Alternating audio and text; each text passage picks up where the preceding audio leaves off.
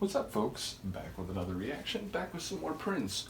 I'd like to give a big shout out to Chris, as well as Stan.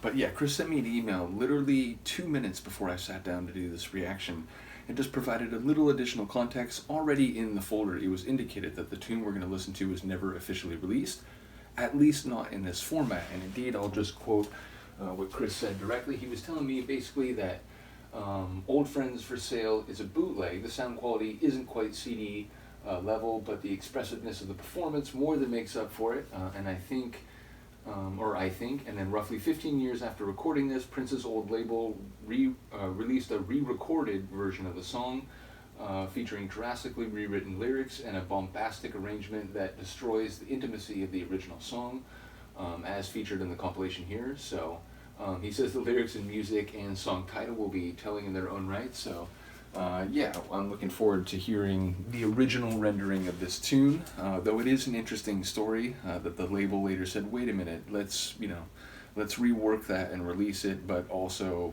dramatically changing it to the point where at least a friend of the channel figures that the later version just isn't, the same track, isn't effective in the same way. So curious to hear, and yeah, Old Friends for Sale, it sounds like a negative, even withering assessment of an old friend now perhaps allowing financial enticement or some sort of convenient material arrangement to lead them to depart from whatever characteristics or dynamic they had with the narrator. Meaning, it sounds like, if it is coming from the narrator, that people they used to know and perhaps used to be able to trust now seem like, their values or their behavior is up for the highest bidder, and, whoever can give them the sweetest deal will command their behavior or their perception on something. So,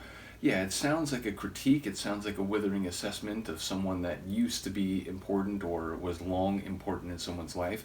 Let's find out if that has anything to do with it. This is Prince with an officially unreleased tune, or a non-officially released track called Old Friends for Sale. And it's part of a compilation that we've been going through, which is Prince in the 80s. I should mention, these keep getting blocked. I'm not sure, obviously the labels related to Prince's work are more stringent in their protections. As I keep saying, for these songs, if they do get blocked, I'll try to put them elsewhere. What I've been doing for the last couple weeks now, because I'm trying to get more content over on my Patreon, if a video does get blocked, I instantly put it up on Patreon. Right now, I've got a lot of stuff in my Google Drive folder. I'll try to make room so that people, who maybe can't afford to join Patreon can still get access to the video. I usually say, with album tracks, when this kind of thing has happened, that you can just take, your own copy of the song, or maybe, the YouTube video for it, and just start it at the same time that I do the reaction. So you can at least, chart where I am in terms of, me trying to point out sounds and so on. But in this case, given that it wasn't officially released in this format, that may not be easy to do. So hopefully that means it's less likely to get blocked. I'm not sure. I guess we'll find out. But as I said, if it does get blocked, at the very least, I know I'll be able to put it up on my Patreon, and hopefully in my Google Drive folder, at which point you can email me and I should be able to give you access. In any case, here we go. Prince, Old Friends for Sale, never officially released.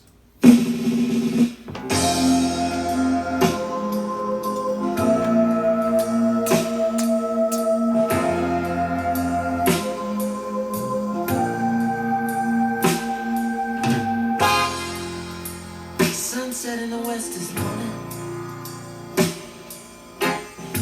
Feels like it could be in a jazz club. LA's calling. Bad news these days when people are talking. They say your kingdom is falling. They say you lost your fire. When another musician you hire, little do they know you wouldn't have passed go unless they could take you higher. Sunset in my home. on this afternoon. Sunset of my Two heart. friends of mine got stuck in the snow. In uptown when winter's alarming. Oh, cocaine becomes charming. But you talk about things you don't know. I don't know. No matter how pleasant your past was. Green and white will turn to blue. You're happy as long as your last buzz. Then you think you want something new. Yeah. The sun set in my mind this evening. Someone said they would die for me. They sold some more pictures and all my little memories. Chump change just to unravel the mystery. Life is no fun without fantasy. Some things are better left unsaid,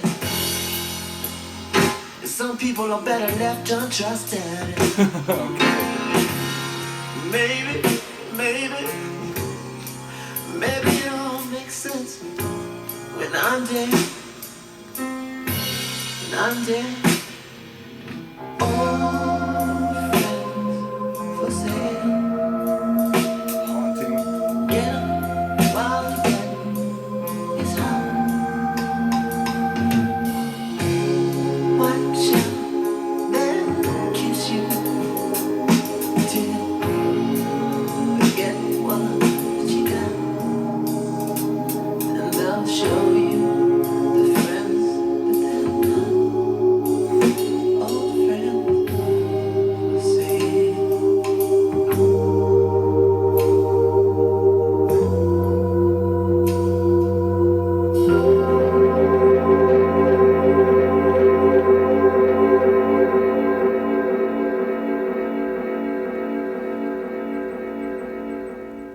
So much to say. Number one, gave me that jazz club performance type of feeling, very intimate setting indeed. Though by the end, it felt like it was growing increasingly like tension filled. It like felt like the jazz club was perhaps a bit haunted, or there was some unease.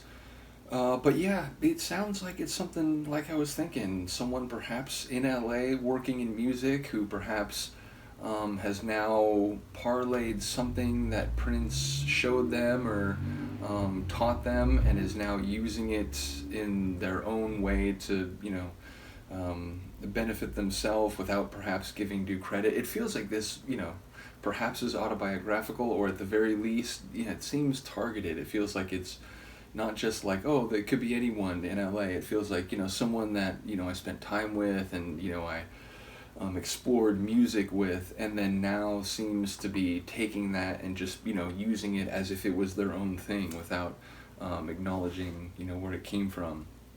So maybe I'm misreading that, but that felt like part of it. Some vocal moments where not only did he go from smaller to bigger very quickly, which again, that kind of jazz club performance, I think that's something that you do see, but even so, a couple moments where he did it, it really, arrested me and took me by surprise. He can really get like that, like fry or like rasp into his voice sometimes, so definitely cool in that regard. It's weird now, having heard that, and because oftentimes when you hear something one way, if you then hear a different version of something or a different performance of something, it might sound off, even though, it's not necessarily that the first version was meant to be for all time the standard, but that's just kind of the way brains work. So it is weird to now, having just heard that, imagine that a much bigger, like fuller, more bombastic sound, altered lyrics. I wonder, what parts might have been adjusted. So a cool tune, a one that, definitely gave me a different flavor. I wonder, is that him at the piano again, given the different instrumental contributions I heard? My assumption is he would be sitting at the piano for that, but do let me know if I'm wrong there. And yeah, just a cool tune, and one that, it begs the question whenever I go through the catalogs of different artists, and it's like, oh, this tune, it was never originally included. It wasn't even a B-side. It came out on this later deluxe version. It's always like, man, I wonder where that decision lies. Sometimes maybe it's more the studio, sometimes maybe it's the group saying, it's not our strongest tune, and deciding just to put it on the shelf. Perhaps in other cases it's some combination of those two, maybe other considerations. So always curious whenever you hear that, like, this tune, or indeed an entire album, was put back onto the shelf. So yeah, Prince seems to be maybe the best example of this. So keen to go through the rest of this. Once again, shout out to Chris, shout out to Stan. Again, more to go through with Prince from what he's already sent me. Never mind what we might do after that. So yeah, lots more to go. Let me know what you think. I will see you next time. Peace.